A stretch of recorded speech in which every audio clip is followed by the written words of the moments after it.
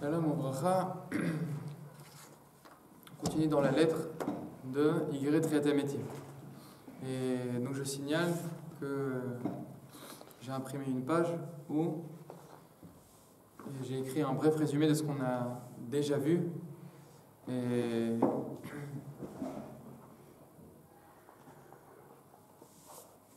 donc je vous propose juste de lire le texte.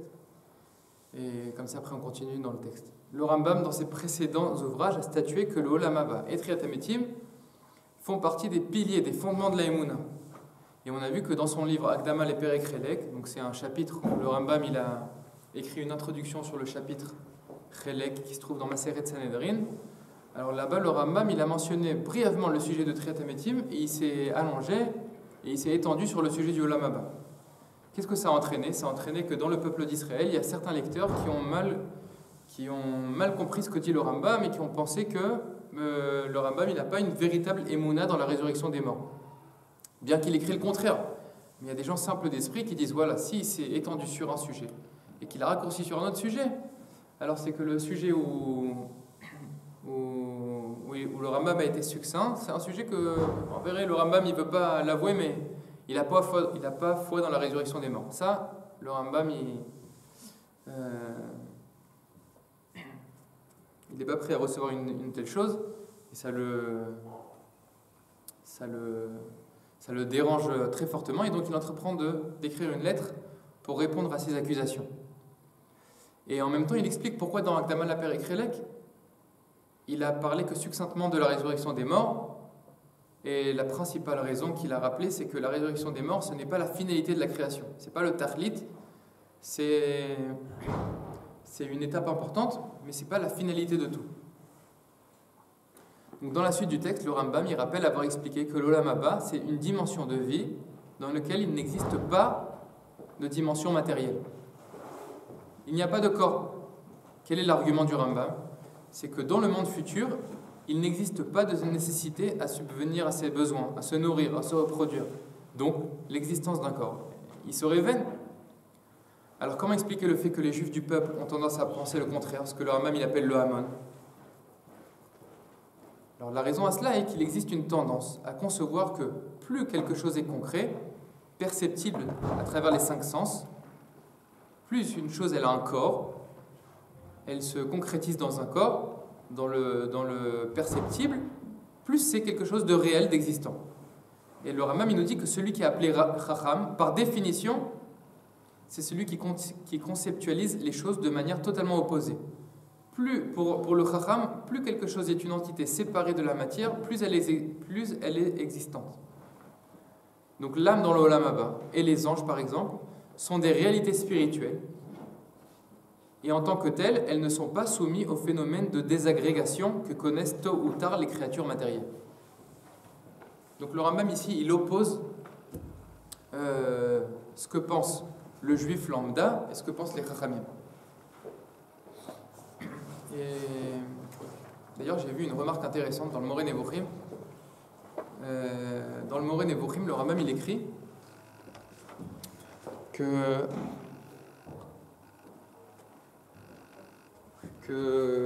cette chose-là, ce point-là qu'on veut enseigner, que Akadosh Baruch Hu, il n'a pas de corps, et il ne subit aucun changement, et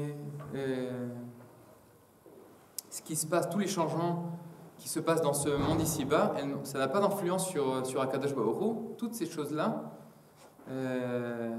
c'est des choses qu'il faut enseigner pour tout le peuple.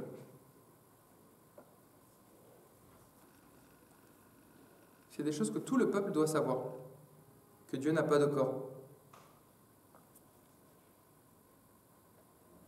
Il dit comme ça le Rambam dans Moreh Nevuchim, Omnam, ça je lis, c'est moi qui ai écrit ça, ça figure pas dans les photocopies. Omnam achakat akshama. Donc le fait d'écarter le fait que Akadosh Baruch Hu, il a un quelconque rapport avec la matière. Il se concrétise dans de la matière. Donc le fait d'écarter cette chose-là de notre pensée. Va asarat adimui ve'a ipa'aluyot me Hashem. Oui, Inyan, ça c'est une chose, chez Raoui, les Varirov et les Vaharo, c'est une chose qu'il faut clarifier et expliquer en long et en large à tout homme. Kefi Machéou, fait les Mosrob et Kabbalah, l'Aktanim, il faut enseigner ça aux enfants, aux femmes, aux gens qui n'étudient pas, aux gens qui n'ont pas un grand intellect. Et de la même manière qu'il faut enseigner à tout le peuple que Akadosh Baruch Hu n'a pas de début et qu'il ne faut pas servir un autre Dieu que lui. Et voilà, parce que le fait qu'on dit que Shema Israël Hashem Elokeinu Hashem Echad, cette émouna-là, elle n'est pas pure, elle n'est pas entière, tout le temps qu'il y a une personne qui pense que Akadosh Baruch Hu, il a une quelconque forme matérielle. Et donc c'est intéressant cette phrase-là dans le Moreh Nevuchim, pourquoi? Parce que d'un côté, le Rambam il nous dit qu'il y a une tendance à penser l'inverse dans le peuple. Et c'est pour ça que, c'est-à-dire que une chose qui est éternelle, elle a forcément une certaine apparence matérielle. Puisque pour le peuple, plus quelque chose est matériel, plus il est fort. Plus il est abstrait, plus il est fait, c'est de l'air, donc c'est pas quelque chose de réel. Donc c'est quasiment quelque chose qui n'existe pas. Donc d'un côté, le Rambam il nous dit ça c'est la tendance à penser, c'est comme ça que le peuple a tendance à penser.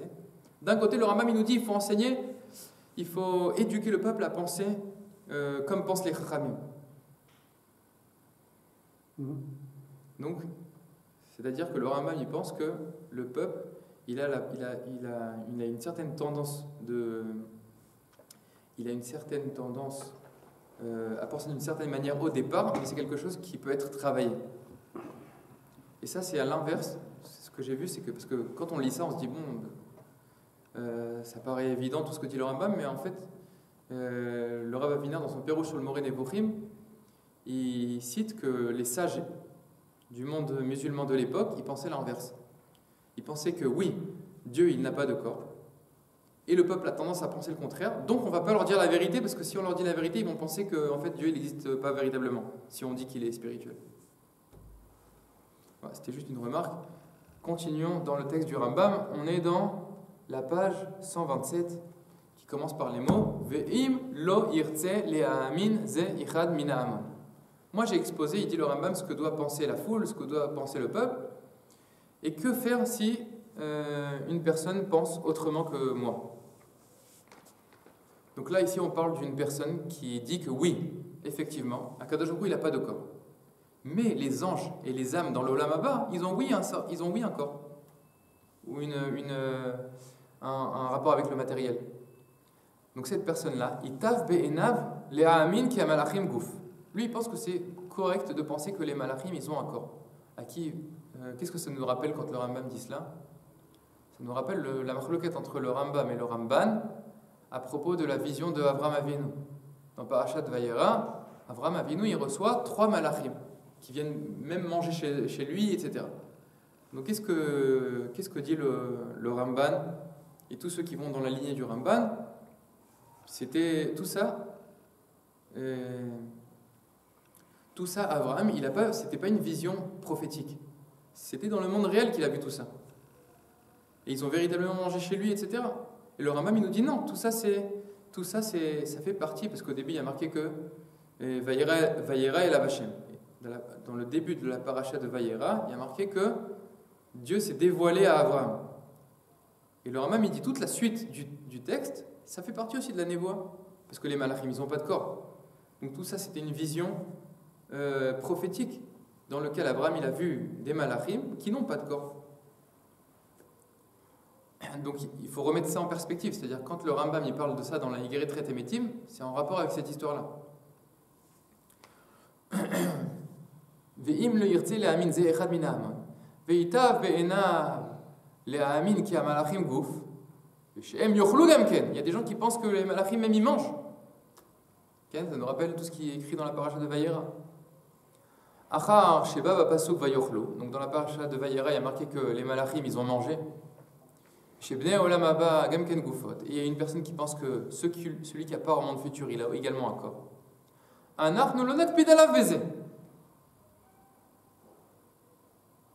comment on traduit le nakpidala vezé? On lui tiendra pas rigueur de cette chose-là. C'est-à-dire il fait toujours partie de la émouna du peuple juif. Il est toujours Mougdar comme défini comme Ma'amin. Si jamais il dit que Dieu n'a pas de corps, alors là il est en dehors. Et s'il dit que Dieu a un corps, il est en dehors.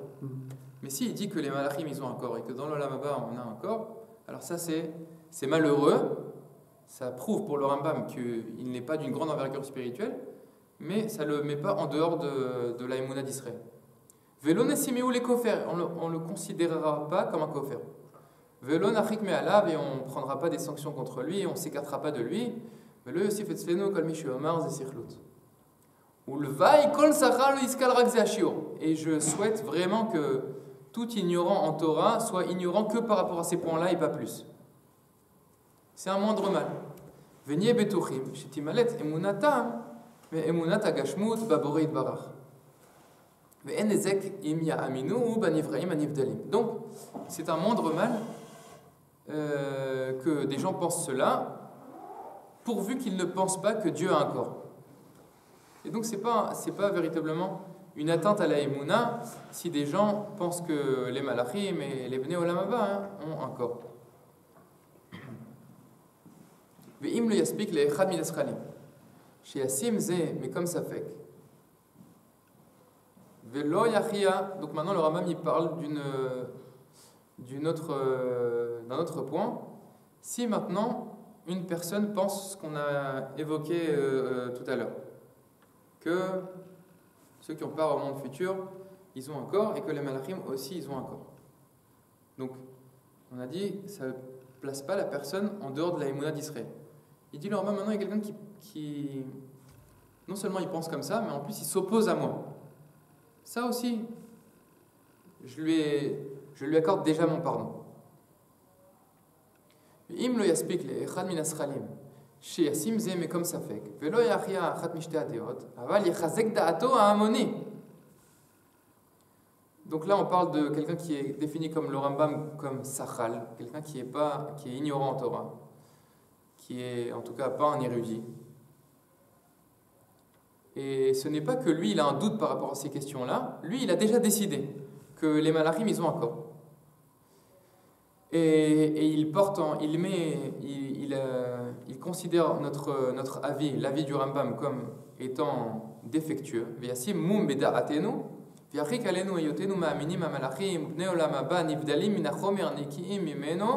Et donc il s'écarte de notre émouna, que moi, le Rambam, j'expose. Je ne considère pas ça comme une faute. Je le pardonne. J'ai déjà expliqué en quoi ce sont des erreurs.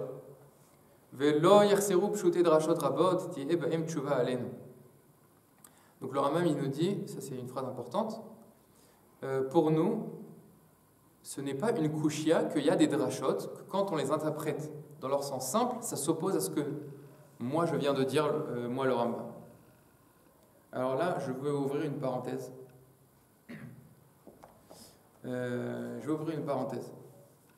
Dans Ilchot Tshuva, dans le 8e Pérek, le Rambam, qu'est-ce qu'il nous dit?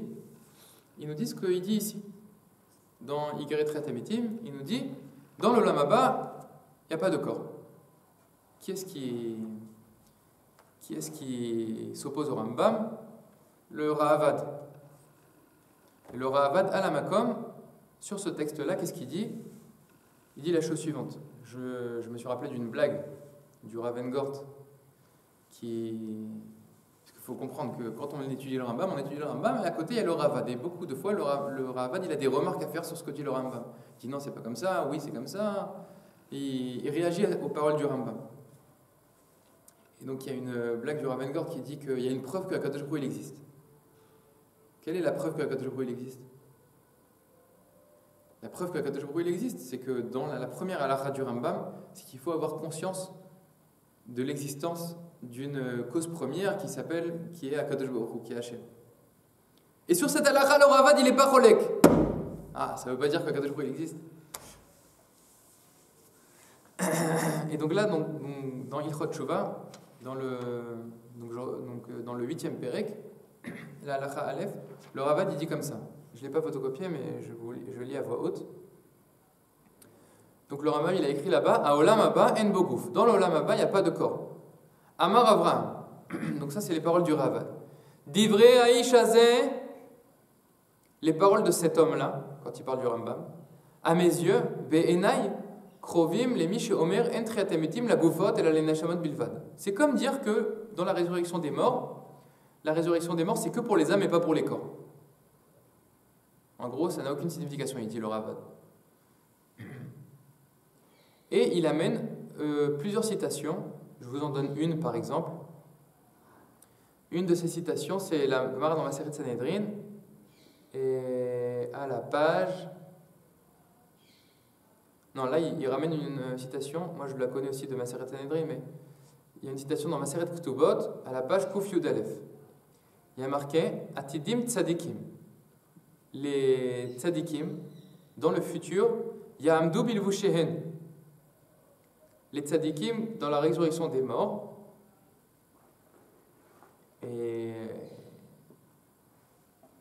se lèveront avec leurs habits.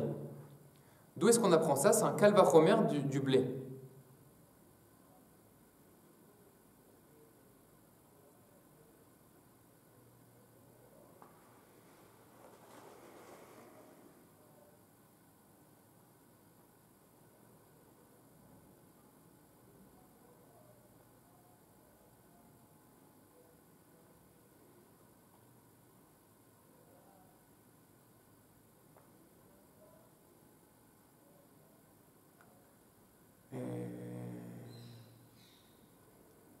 Alors là, par contre, il y a quelque chose qu'il faut que je me penche sur ça, parce que le Ravad, ici, il parle du Triatemetim. Oui, c'est ce il ne parle pas du Olam. C'est la remarque que je voulais faire.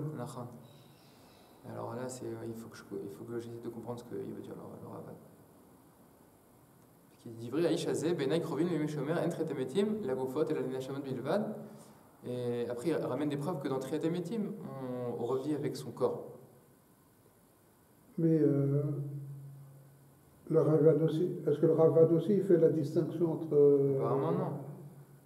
Triatemetim et Olam Haba? Vechol ele, à la fin de toutes les preuves qu'il a ramenées, il dit Vechol ele mochechim ki bekviatan en omdim chaim. Que dans la résurrection des morts, on revit avec son corps. Ah, mais je me souviens en fait du Tiroutz, mais je ne l'ai pas revu. C'est que. Parce que regardez, vous n'avez pas le texte en face des yeux, mais le Lechem Mishneh, il cite le Ravad et il dit Nidmelo chez Rabbeinu Sover de Olam Haba Ainu Triatemetim. Velachen, velekar tafas alav divrei Haïsh Hazeh, Krovin, Mishomer et Triatemetim, les Goufot et la Neshavot Bilvad. C'est-à-dire que le Ravad, quand il parle, il part du principe que pour le Rambam, Triatemetim et l'Olam Haba, c'est la même chose. Or, ce qui va expliquer apparemment le Lechem Mishneh, c'est que ce n'est pas la même chose. Et pour le Rambam, est-ce que moment de la Triatemetim, il y a des corps ou il n'y a pas de corps? Pour le Rambam, non, évidemment qu'il y a des corps. D'ailleurs, vous l'avez pas la page apparemment, dans la page de la semaine dernière, dans les Achavot. Alors il cite justement le Lechem Mishneh et le Ravad. Donc je lis à voix haute, il dit comme ça Rambam Mishneh Torah Machiv Beinyane Olam Haba. A Olam Haba en Bogouf Vekvia et la Nefashot Atzadikim Bilvad Blogouf ki Malachi Asharet. Olam Haba hu Olam HaNeshamot En Bogouf et la Neshama Ruchanit Bilvad Ravad Mesig Alav Vesover Sheyesh Gouf Baolam Haba Kebikviat Amen Omdin Chaim. Donc le Ravad, qu'est-ce qu'il dit? Il dit que dans l'Olam Haba, il y a un corps. Puisque quand on parle de Triatemetim, c'est clair qu'il y a un corps. Parce que par exemple, on dit que les tzadikim sont appelés à se relever avec leurs habits. Et donc là, on en revient à la question que vous et moi, on a posée.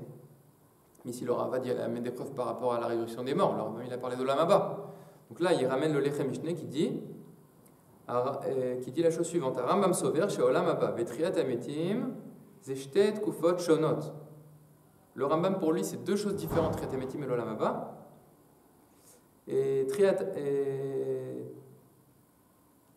Ametim, et Achar Kar, Velacharea, et Olam Haba. Sheaz Yamutu Kolele, Shechazru Lechaim, Vetriat Ametim. הרavad ואחרים חלקו עליו ואמרו שתחיית המתים זה העולם הבא, ובתחיית המתים יעמדו האנשים בגופם הגשמי. Et ils ne vont pas mourir.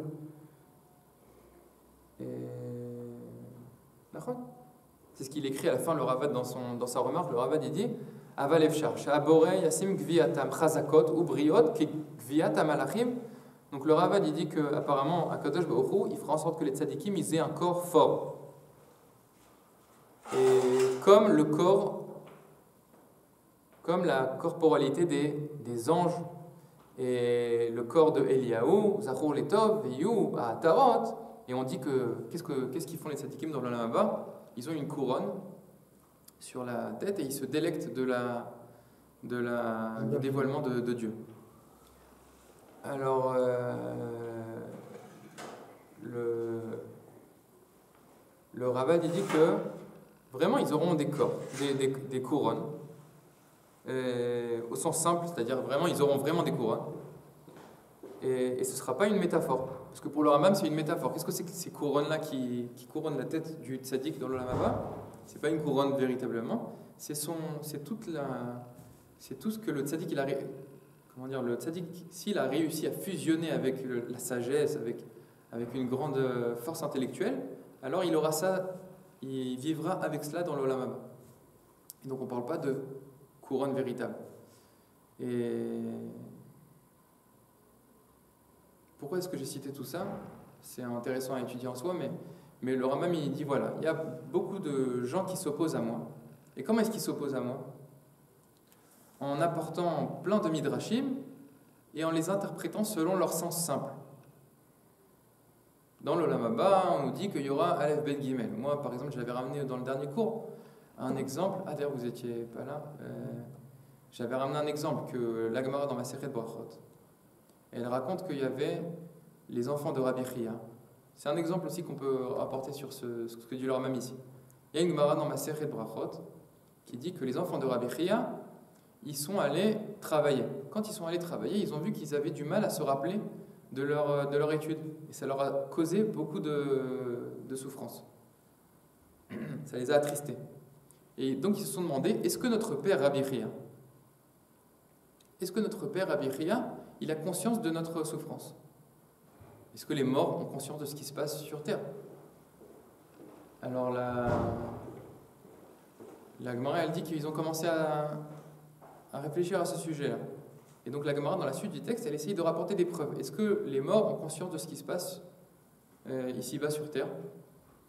Et la Gemara, elle ramène une histoire d'un homme qui s'appelait Zéhéri, qui avait l'habitude de cacher son argent chez son hôte. Il habitait dans un certain endroit et il mettait de l'argent dans un certain endroit chez une personne, chez une femme. Et un jour, cette femme-là, qui était assez jeune, elle est décédée. Et donc Zéhéri, il ne savait plus où est-ce que son argent se trouvait. Puisque lui, il va dans un certain appartement, il donne son argent à la Balat Abaït. La Balat Abaït, elle met l'argent quelque part, et lui, il ne sait pas où est-ce que l'argent a été placé. Après, il vient pour prendre l'argent. Mais la personne, elle est décédée, donc il ne sait plus où se trouve son argent. Donc il va la Gemara, elle raconte qu'il est allé dans le cimetière, et qu'il va sur la tombe de cette personne qui est décédée, et il lui demande où est-ce qu'est mon argent. Et la personne, elle se dévoile à lui, et elle dit ton argent, il est à tel et tel endroit. Et au passage, j'ai conscience que ma mère va bientôt décéder, et demande-lui de m'apporter un peigne pour que je puisse me faire belle dans l'Olam Haba, dans les mondes supérieurs. Donc on voit de cette Gemara-là, la Gemara elle dit, donc on voit ici que les morts ont conscience de ce qui se passe ici, bas sur Terre. Pourquoi? Et pas seulement, mais que Et en plus ils sont une beauté dans le... Oui, ils ont beauté, ça veut dire qu'ils ont encore. Ils ont encore. Non mais ce que je veux juste dire, c'est que je cite la Gemara dans les mots, la Gemara elle utilise ça juste pour dire, voilà, elle parle pas de ce que... Elle essaye pas de s'arrêter sur ce sujet-là. Est-ce que les morts ont encore, oui ou non? Ça c'est moi qui veut parler de cet aspect-là. La Gemara, elle dit juste, alors, on a prouvé ici que les morts ont conscience de ce qui se passe ici-bas sur Terre. Et la Gemara, elle rejette, elle dit non, c'est pas une preuve. Pourquoi? Parce que peut-être que ce qui se passe, c'est qu'il y a le Malach HaMavet, l'ange de la mort.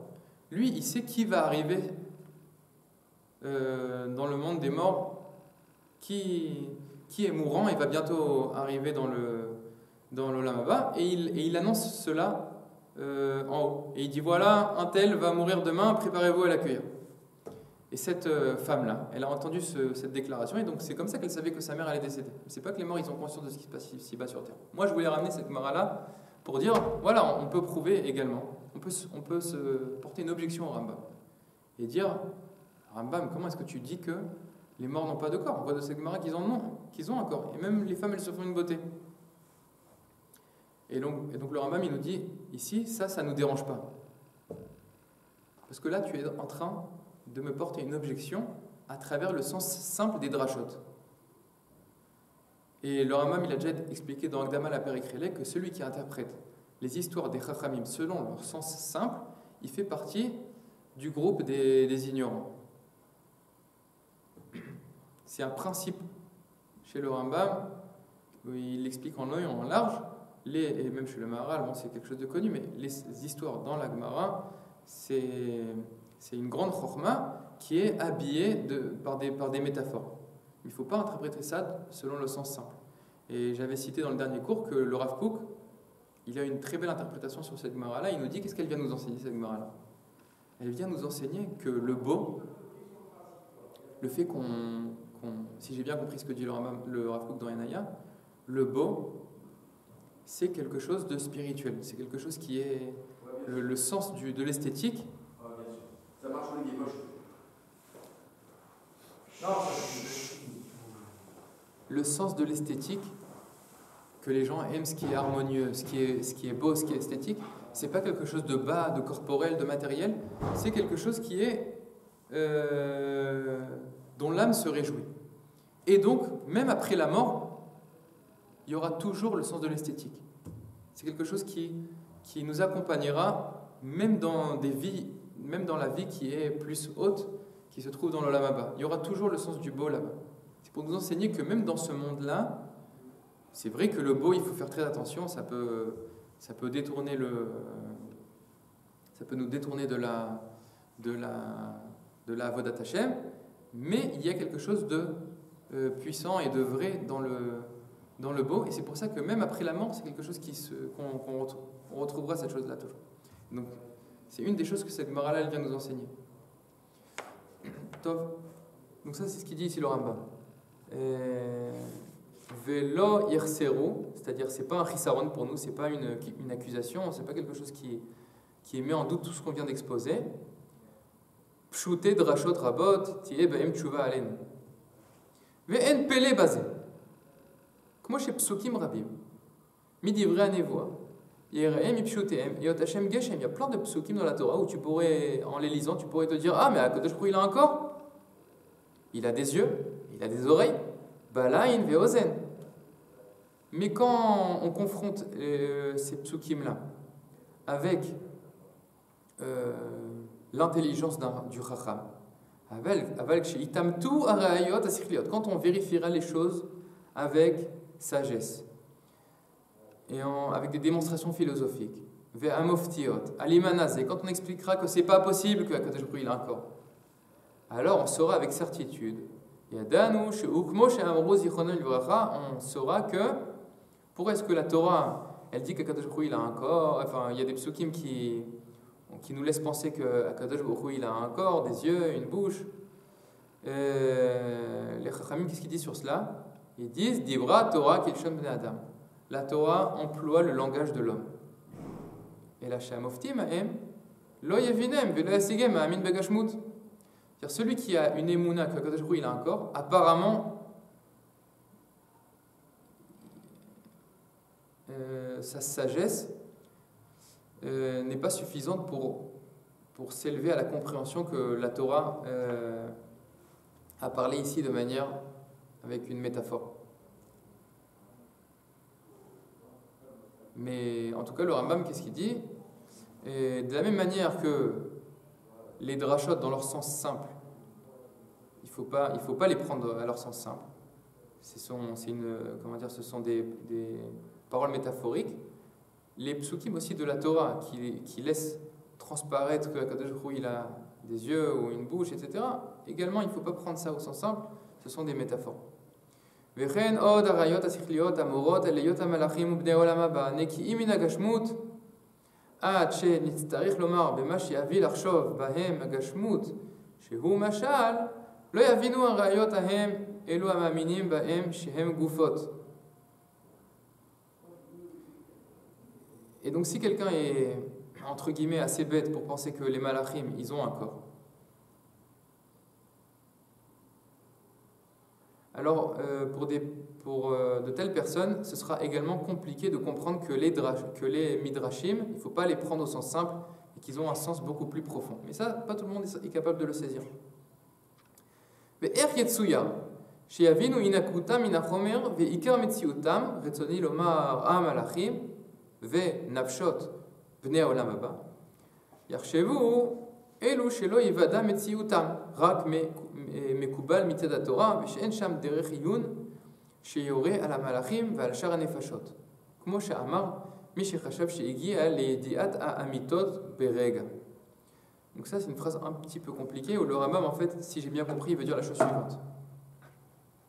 Normalement, comme il dit le Rav Cherki, les choses, elles sont vraies, pas parce qu'elles sont écrites,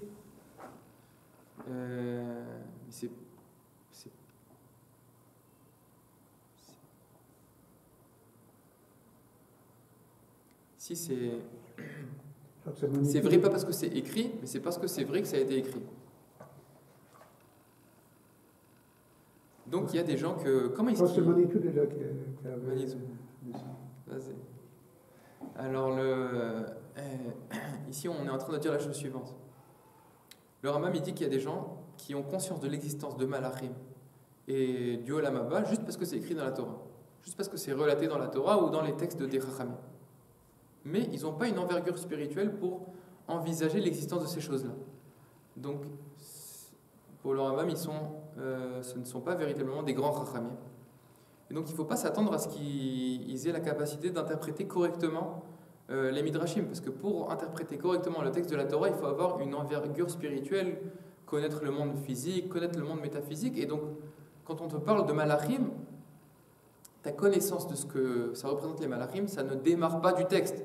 Ça démarre de ton appréhension du monde, de ton envergure spirituelle. Et le texte, il est là pour approfondir les choses, mais pas pour te montrer que la chose existe. Mais il y a des gens, il dit le Rambam, que la vérité, le monde de la Chokhmah, ils ne s'y sont pas intéressés de manière profonde. Ils essayent le Rambam, il parle de quelqu'un qui est Sheu Chashav, Sheu Igi Alediat Amitot Berega. C'est-à-dire, c'est quelqu'un qui dit voilà, moi j'ai essayé de connaître la vérité, mais en un court instant. Je ne suis pas prêt à consacrer des années à cela. On parle de quelqu'un qui est ici assez.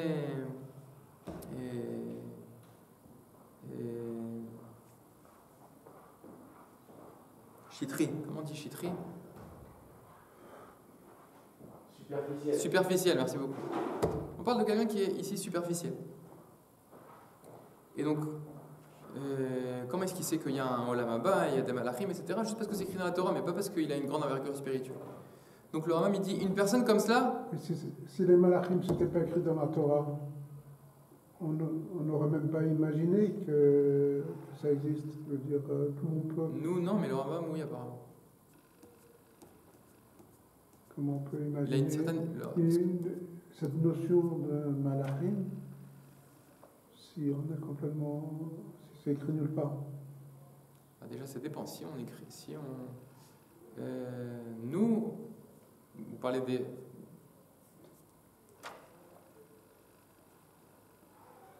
C'est une bonne question, mais peut-être qu'une réponse assez simple, c'est que ça dépend de qui on parle. Est-ce qu'on parle du Rambam, est-ce qu'on parle du Maharal, est-ce qu'on parle du Gaon de Vilna, ou est-ce qu'on parle de Shmuel, Yirmiyahu Même de tout le monde. Je veux dire, si Non, pourquoi? Peut-être que il y a des gens comme, voilà, par exemple, il y a des histoires sur le Gaon de Vilna, il y a un malach qui voulait lui enseigner la Torah, il a dit, puisque je ne suis pas en Israël, alors je veux... Oui, mais Rabbi Yosef Karo... pas parce que la notion de malach, il l'a appris dans la Torah, mais si c'est écrit nulle part, comment... Et ben, je vous imaginer... renvoie à la question. Et comment est-ce que le Rabbi Yosef Karo et le Gaon de Vilna, ils ont un ressenti qu'il y a quelque chose il y a quelque chose comme cela dans le monde on appelle cela des malachim. Comment est-ce qu'ils ont conscience de cela? Pas parce que c'est écrit, parce qu'ils l'ont vécu, parce qu'ils le ressentent. Oui, mais à l'origine, c'est parce que c'est écrit. Non. Non. Mais c'est pas... Comment dire? La question est mieux que la réponse. Peut-être que j'ai mal interprété ce que dit le Rambam. Il faut bien lire, regarder les commentaires, etc. C'est une bonne question. Mais je crois que c'est ce que dit le Rambam. Regardez, il dit comme ça. Er Yetsuyar, chez Avinu Inakuta Minachomer. Comment est-ce que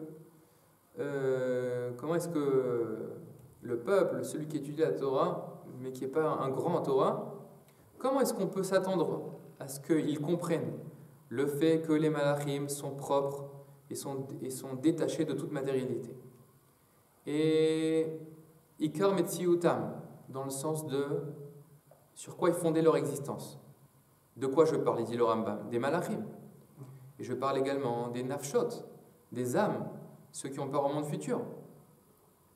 Comment est-ce que ces choses-là sont envisageables quand on parle de gens qui ne connaissent leur existence rak mekubal mitzvah Torah, juste parce que c'est la tradition qui est enseignée de père en fils dans la Torah. Mais chez Ensham derech iyun, chez Yoreh ala malachim, val shar nefashot, il n'y a pas de connaissance spirituelle, il n'y a pas de manière d'approfondir ce sujet-là. À part ce qui est écrit dans la Torah. Chez Ensham derech iyun, chez Yoreh ala malachim, il n'y a pas quelque chose qui peut prouver l'existence des malachim et des âmes dans l'Olam Haba. Donc ça, c'est ceux qui sont superficiels dans leur manière d'arriver à la vérité. C'est ça qu'ils disent. Les malachim et le fait qu'il y a une vie après la mort, entre guillemets, ça, on le sait que parce que c'est écrit dans la Torah, mais sinon, on n'aurait pas pu émettre une telle éventualité. Ça, le Rambam, il dit, alors des gens comme ça, ils ne peuvent pas comprendre, ça prouve qu'ils ont une envergure spirituelle qui est moindre, ils ne peuvent pas comprendre ce que c'est véritablement un malach et qu'un malach, il n'a pas de corps, etc. Ce sont des gens petits. Ou bah des hot ahem achaloshot. Et donc quelqu'un qui a des connaissances tellement faibles, vérifion abakasha, et qu'il n'est pas prêt à faire de gros efforts pour connaître la vérité. Ve'ader achormat kulan. Et c'est apparemment des gens qui ne maîtrisent pas toutes les sagesses. Peut-être qu'ils ont quelques connaissances en Torah, mais ils n'ont pas de connaissances assez approfondies dans les différentes sciences. Et c'est des gens qui s'arrêtent au sens simple des textes de la tradition. Alors comment est-ce qu'on peut s'attendre à ce qu'ils comprennent les choses de manière véritable? Ça, ce sont des gens, il dit le Rambam, qui n'ont pas connaissance de ce qu'a dit la Torah. Qu'est-ce qu'elle a dit? Qu'est-ce qu'a dit la Torah et les Chachamim? Chez Divrei Torah, tous les Chachamim, ils nous ont enseigné que les divrei Torah, ils ont un sens voilé et un sens dévoilé. Velazé, écrit anistar, citré Torah. Donc c'est quelque chose dessus qu'il y a une partie cachée dans le sens de la Torah et on appelle cela les citré Torah. Ou keilu lo amrubam be citré à Torah klal davar. Donc les gens face à qui je viens m'opposer, dit le Rambam, ils ont abandonné tout ce que je viens de dire, ils n'ont pas conscience qu'il y a ce qu'on appelle les citré Torah. Achelo, Yadou, Lo, Makom, pour eux ça n'a aucune place. Ils interprètent tous les textes uniquement selon leur sens simple. Ugvar be'arnu be'mor hanevochim be'elu ha'inyanim ma sheyesh bo dai l'anshei hachokma ve'zacharnu divrei chachamim kulam bo ve'ayirunu al mekom zicham Lekolot adavar ha'u asher navir ha'aya mimeno olodi ha'amituto.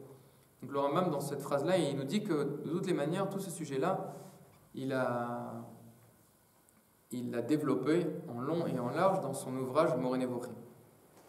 Entre parenthèses, là, on a mis le doigt sur quelque chose d'important. C'est que Igeret Triat Hametim, c'est une lettre très importante. Pourquoi ? Parce que c'est une lettre qui a été écrite après le Moreh Nevuchim. C'est-à-dire que le Rambam, quand il arrive à son apogée de Chochma, il écrit le Moreh Nevuchim, ou il est en train d'écrire le Moreh Nevuchim, parce que c'est quelque chose qu'il a écrit vers la fin de sa vie, le Moreh Nevuchim, et il écrit aussi Igeret Triat Hametim. Donc ça rajoute, ça nous aide à saisir l'importance de la lettre de Triat Hametim, de Igeret Triat Hametim. Il est 10 heures. Chazak Ubaruch.